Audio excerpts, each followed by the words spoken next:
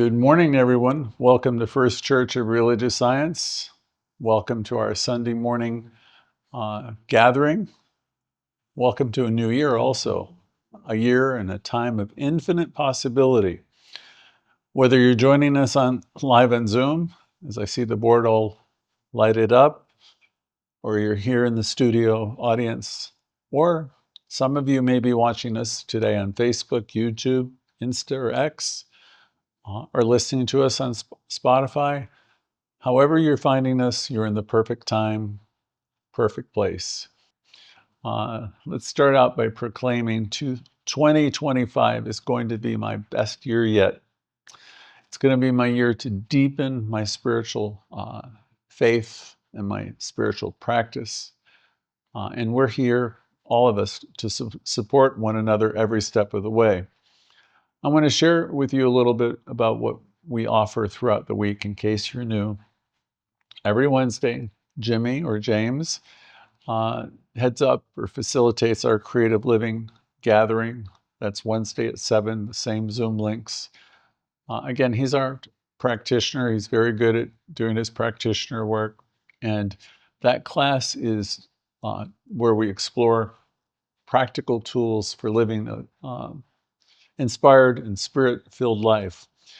Thursday is our self-healing class. That's the class that I've been doing for so many years. It's every Thursday night at 7. Most of the class is based upon the book You Can Heal Your Life, Louise Hay's life work. Louise Hay is very special to me.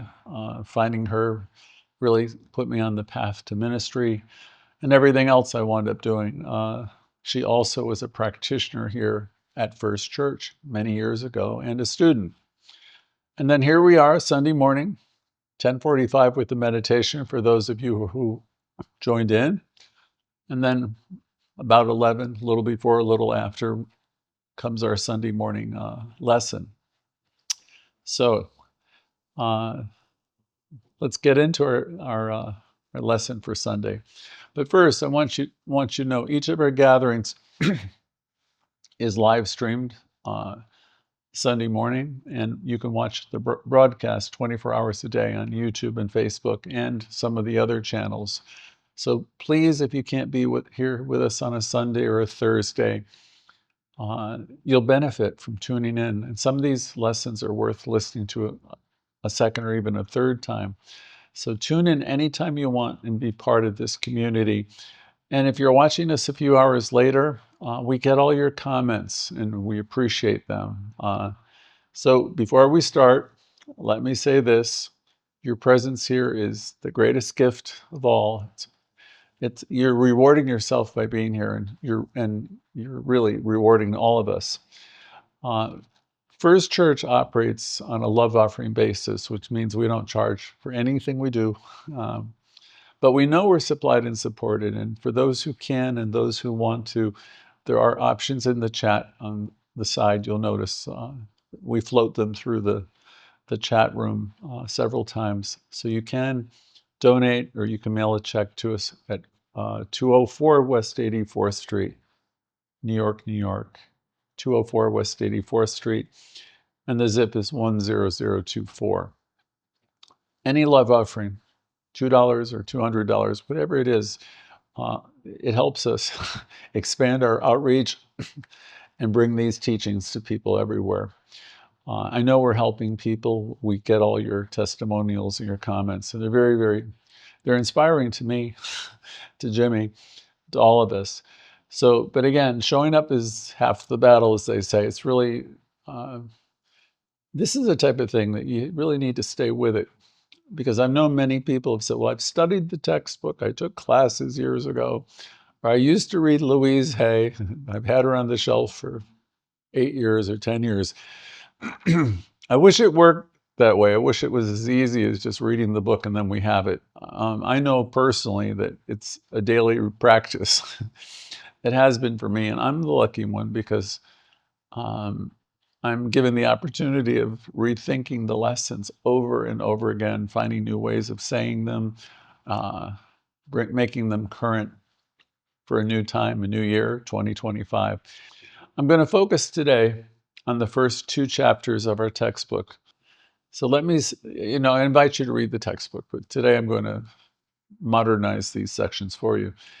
I remember when I first heard these chapters, the titles, the thing itself really got me, because I was once upon a time, a good Catholic boy, and I would be blessing myself when I'm thinking of the higher power of God. And I thought, my goodness, this is outrageous. How can we talk about the Holy of Holies in such a way? And Ernest Holmes, referred to this higher power as the thing itself, and then he described how it works. And I thought, oh my goodness, he's calling it it. And so that was interesting for me when I first encountered these first 4 chapters. For over 25 years, First Church again began its morning service with a passage from the textbook, in the opening pages of our textbook. Again, I'm paraphrasing just a little.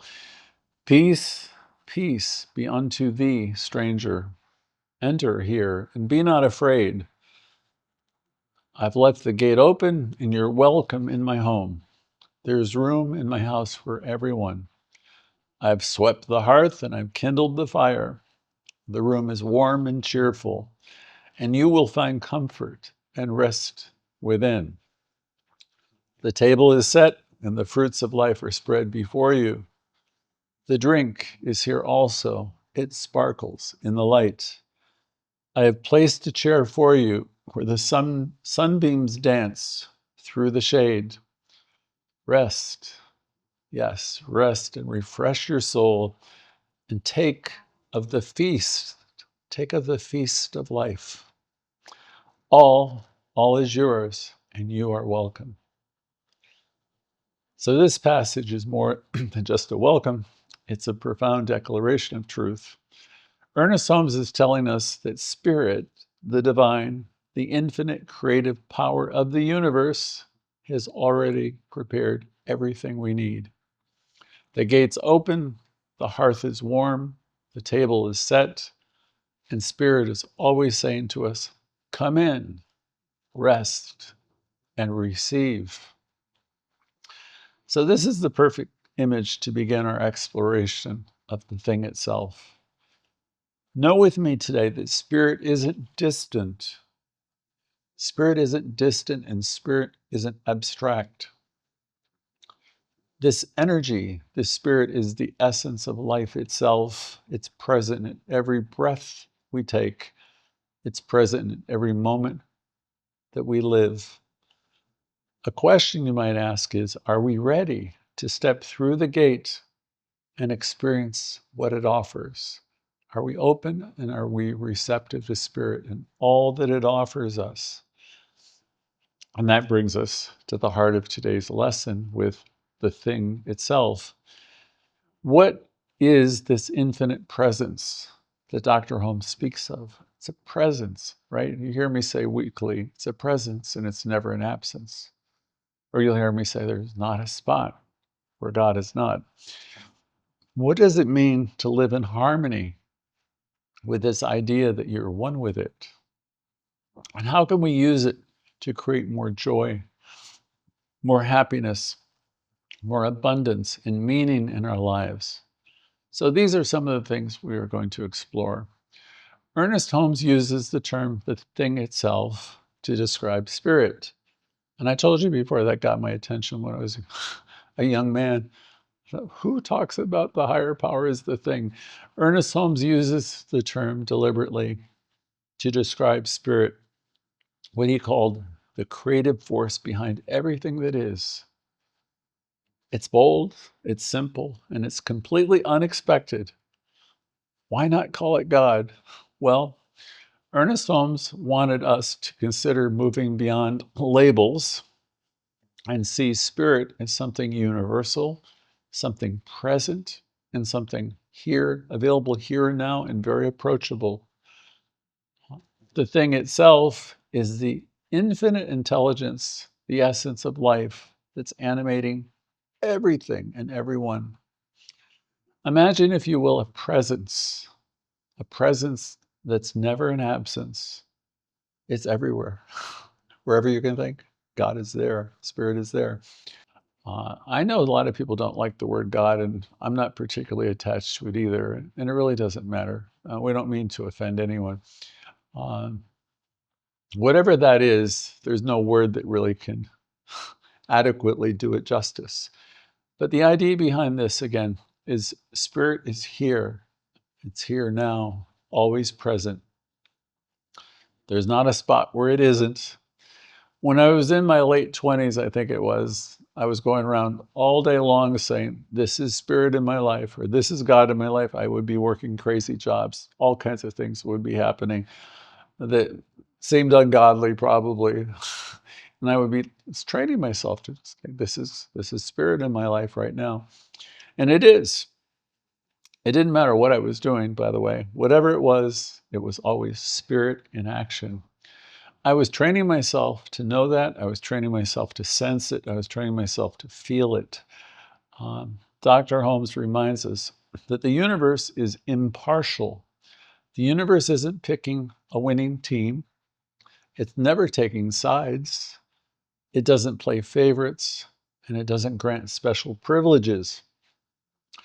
The universe responds to our thoughts, our beliefs, and it reflects them back to us in perfect accuracy. Now, this might sound a little bit intimidating, but it's incredibly empowering to know that life is responding to you. And you really do have that kind of power. Once you get yourself in alignment with Spirit and you get your thinking going in a way that's life-giving, holy, my gosh, oh, the world, the places you'll go. Very, very empowering. So if Spirit doesn't discriminate, it responds to everyone equally, then the power to create a fulfilling life lies entirely where? It lies entirely in our own hands. Again, knowing that Spirit doesn't discriminate, it responds to everyone, then the power to create a fulfilling life lies entirely up to us. So let's think, we always talk about a garden, so let's think about planting a garden. The soil is not going to decide which seeds to grow. It nurtures whatever is planted. So if you're planting pumpkin seeds, you're going to get what? Pumpkins. If you're planting flowers, you're going to get flowers. Tomatoes, tomatoes. If you're planting weeds, you're going to get weeds. Spirit works the same way. It nurtures the seeds of your thoughts without judgment. It gives back exactly what we plant. So think of it. If I'm a negative person, I'm really critical, I'm down on myself, and I'm just always complaining, I'm planting those seeds into the fertile soil of mind. And it goes without saying that I'm going to have some tough days ahead. So the question is always, what am I up to? What's it been like being me? What am I planting? What are you planting? Week after week, Thursday after Thursday, one of the main questions is, what has it been like being you this week? And I only ask that question because I'm wanting people to start paying attention to their inner dialogue and learn to be the guardian at the gate of their own consciousness. So let's please, please, please, not because I'm trying to, I'm not trying to be in your business, but pay attention to that inner dialogue because it's so creative and so important. That inner conversation you're having is the most important conversation you're ever going to have in your life because it's out picturing like a mirror. At the core of our teaching, at the core of the science of mind, is the union of two great principles. We can talk about love and law. There's two big signs here at the center. Dr. Holmes described love as the givingness of spirit. You can think of love, this universal presence. Think of it as love, the givingness of spirit, the infinite creativity that flows through everything. So this love, this energy is in everything all the time. There's not a spot where it's not. Remember, I'm not going to say God anymore. There's not a spot where spirit is not. There's no space that you can think of, the furthest most space, the outer reaches of space, the outer recesses of the universe, or to the innermost particles, there's no space where it's not. It's always a presence, and it's never, never an absence. So this energy is in everything, from the rocks to the trees, to the pets you so love, the people you adore and love, and most of all, realize Spirit is in you, operating through you. It's in me. If you do this, if you start to understand this, it'll help you understand, help you realize Spirit works according to law. Ernest Holmes would say, Spirit works according to the law. And you can think of this law as the process that turns our very thoughts and our intentions into real life experiences. So you can think of all this like a beautiful song. Think of love as a melody, the part that moves you. We all like music, it moves you, makes you feel alive. Law is the rhythm. Law is that steady beat that pulls everything together and keeps it moving.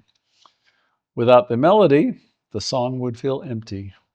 And without the rhythm, it would fall apart. Together, love and law, they create something complete, something beautiful. Ernest Holmes challenges us to put our teaching into practice. So I'm always talking about, are you living the affirmative life? I'm challenging you to see the good in everything. The God in the good, as Edwina Gaines would say. She was a wonderful teacher for me because she would be challenging us, her students. She would use those two words synonymously, interchangeably. So Holmes is challenging us to put our teaching to practice. And that's why they call us practitioners, because we practice. Please know, as much as I love seeing you on a Thursday night for our Louise Hay class, if you want to level up in the way I know many of you do, it requires a little bit more of you. It requires daily taking a few pauses, connecting with Source. You're one with the one. Let that connection happen. It's there anyway, but open yourself up to the awareness of this presence, and you'll be amazed before you're halfway through. So let's practice. Let's be open and receptive. We're all practitioners. It doesn't matter if you have a license or you don't have a license. Just practice knowing you're supplied and supported, and train yourself to see the good in every situation. Ernest Holmes said that the study of the science of mind is a study of what he called first cause. He said the study of science of mind is a study of spirit, mind, or that invisible essence, the thing itself. Again, he said the study of the teaching is a study of first cause, a study of spirit, mind, or that invisible essence, the thing itself. And in simpler terms, it's about learning how life works and using these principles to create the life that we really, on a deeper level, want to have. A friend of mine once doubted that changing her thoughts could change her life. I've had lots of friends like that. But as I recall this lady in particular, I suggested a real simple experiment. I said, write down 3 things that you're grateful for every single day for a week. I saw her every week, so that was the task. Knowing that that usually changes everything. If someone focuses on gratitude for a little bit, things start to shift.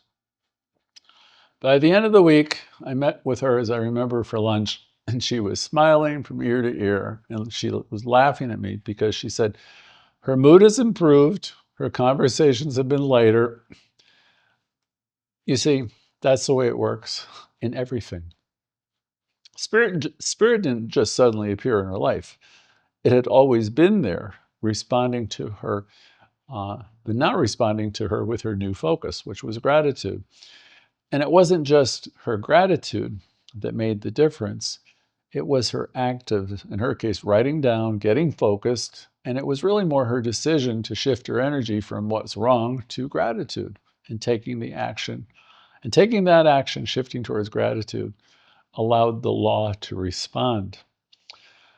So let's take a moment to pause, to look around us, look around our room, to think about our lives. Think about the things you see, maybe the chair you're sitting in. Look at the device you're using to be with us today. Your TV, your laptop, your whatever it is. Think about the air you're breathing. All of it, everything is an expression of the thing itself. Nothing that you're looking at or you can even think of is separate from you. Everything is the very fabric of life. You are one with it. You're one with the one. You're one with everything. Sense this infinite power and know that it's always working, always responding.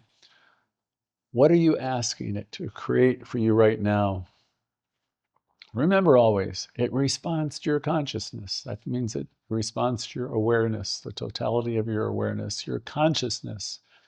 It mirrors your consciousness.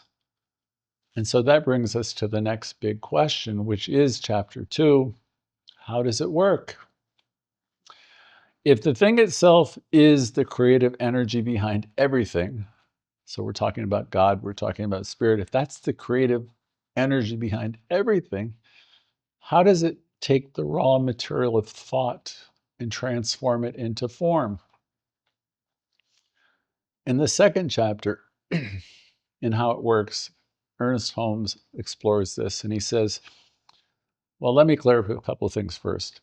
Spirit is not some mysterious force that's out there. Let me say that once and for all. It's not something that's up above. It's not some being up there with a scorecard, as many of us were taught when we were children. It's nothing up there deciding our fate. Instead, think of this energy, think of this creative intelligence as a principle. It is a creative process, and it's just as reliable as the laws of gravity or the laws of motion. This energy, this spirit, works for us by working through us. And it responds to us precisely. It responds precisely to the beliefs that we hold and the thoughts that we nurture.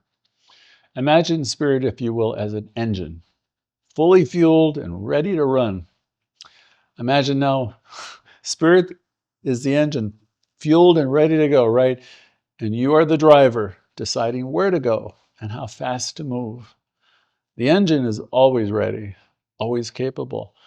But without your input, where are you going to go? So the question isn't, is spirit working, but rather, how am I working with spirit? So let's explore this a little bit more and get into the powerful principle that Ernest Holmes lays out in the second chapter. Again, he's reminding us that spirit works for us by working through us. Louise said, same thing. It's not a mystery or a question of worthiness. Like, I can't get better to get more. It's like your worth is established. You're one with the one. You're an individualization of the whole thing. You are the whole bit. So it's not a mystery or a question of worthiness. It's about being in alignment with it. Spirit is infinite in its creativity, and it's ready to respond to the beliefs and intentions that you hold. Think of spirit, if you will, as a partner in a dance. It's always moving, always flowing, always ready to respond to you.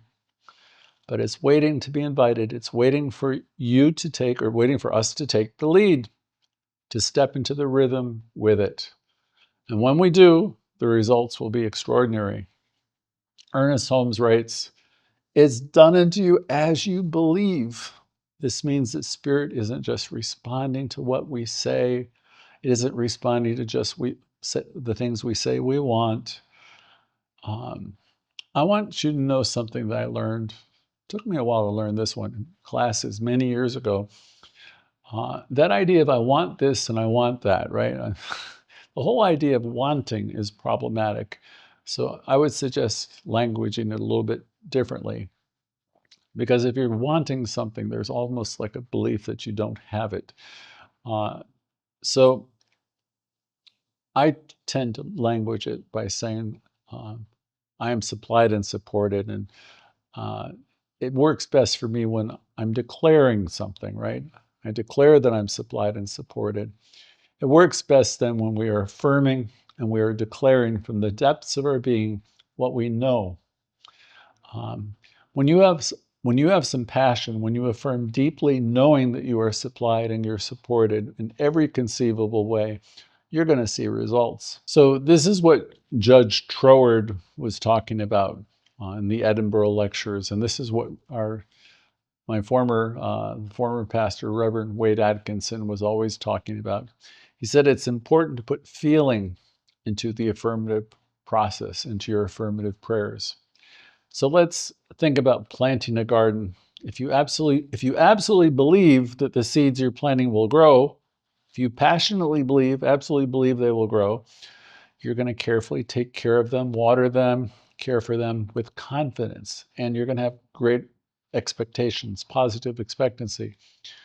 But if you have a lot of doubts, you might hold back the garden because it will reflect your hesitation. Spirit's the same. It magnifies what we nurture in our beliefs. So let's not be wanting, let's be declaring. Act like you are, the prince or the princess of the realm. Your worth is not in question, and your ability to create is great. There was a brief time in my life where I felt stuck, convinced that there weren't a lot of opportunities, and I had a woe is me thing going on for a short time. It didn't last too long.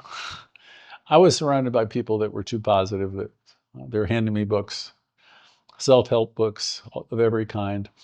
I remember my father giving me a series of books to challenge my thinking, and he knew them. He read them all, so he'd be talking to me about them anyway.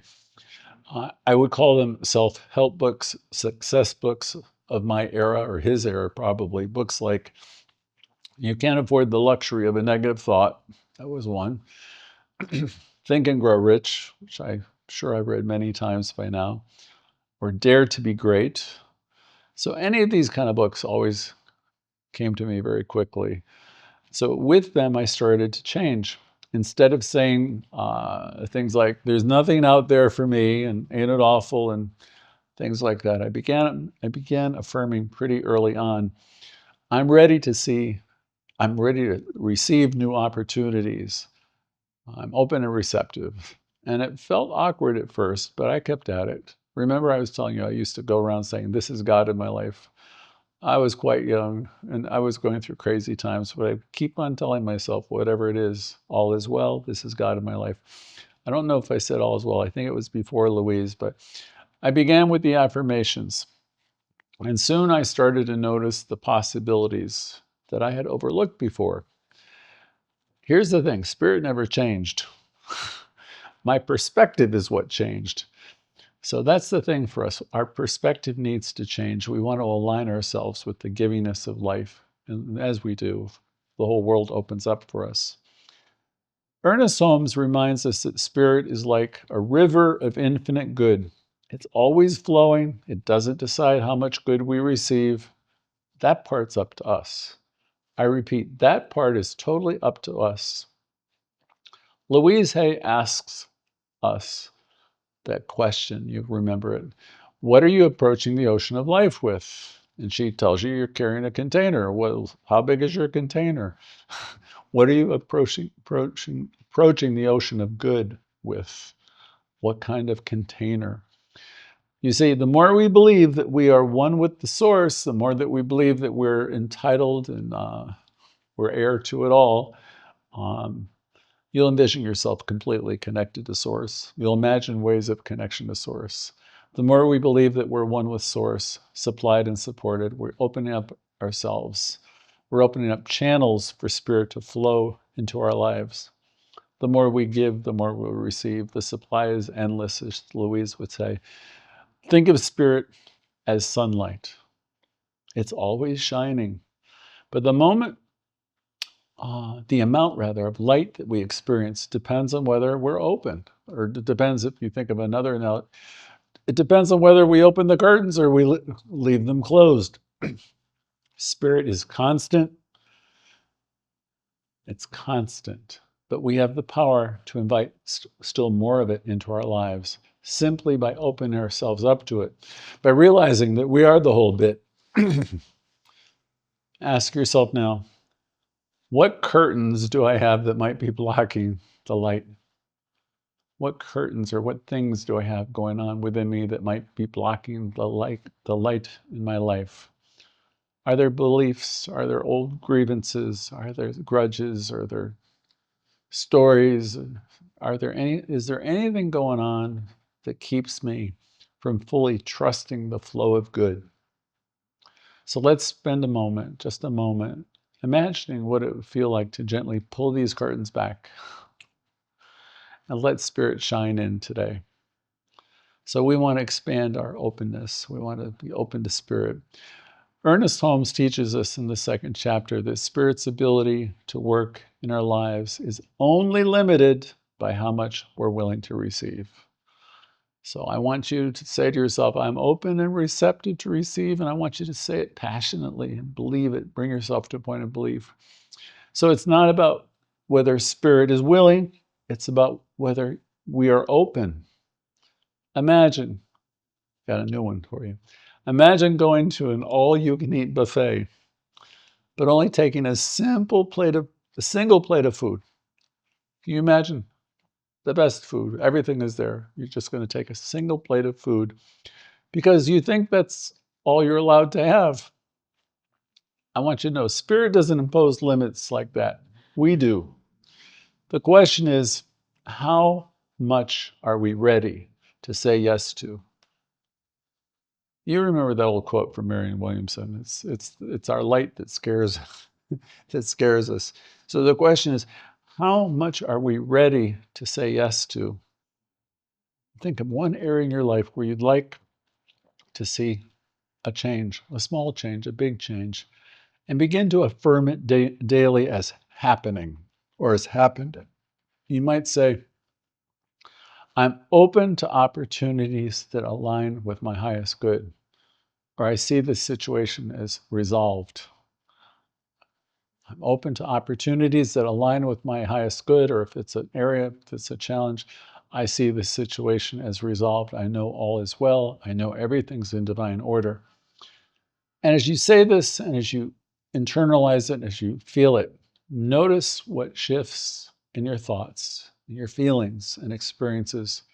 If you do this, do it every day. And notice what shifts for you over the next week. The thing here to point out to you is Spirit's always ready. It just needs you. It needs you to invite it into your awareness. It needs your conviction. When you say all is well, believe all is well. Okay? Put a little faith and a little passion in it.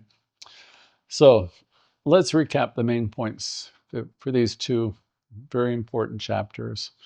First is Spirit's working for us by working through us, as us. Again, get that two-part. Spirit is working for us by working through us and as us. It cannot do for us what it can't do through us. So we need to open ourselves up, have a bigger container to receive good, because it will give you as much as you are open to. Our beliefs and our intentions act as blueprints for what Spirit creates in our lives. So your beliefs are so important. Intentions are important. Beliefs are important. And your passion is important. Number two, the more we open our minds to what's possible, the more Spirit can express through us. So let yourself dream big. If you're doing vision boards, have great vision. If you're journaling, journal big thoughts. The more we open our minds to what's possible, the more Spirit can express through us. Releasing judgments, limiting beliefs, old ideas, codes, all of it, just release them and allow Spirit's good to flow freely into our lives. Let's affirm, I align my heart and mind with Spirit's infinite possibilities. Yes. Again, I align my heart and my mind with Spirit's limitless possibilities. I'm open, I'm ready, and I trust the flow of good that's in my life. And now we arrive at this powerful realization. Spirit's always alive, it's always active and always working, always flowing, always creating. The question is, are we ready to align ourselves with it fully? So now I want to hear from anyone and everyone. If you're new, please say, hi, I'm Joe, I'm from Jersey, or I'm Mary from wherever you are. This is your time to reflect, connect, to celebrate anything that came up. So here we are. Let's turn the cameras over to you. And I'm looking forward to hearing from as many people as possible. Thank you.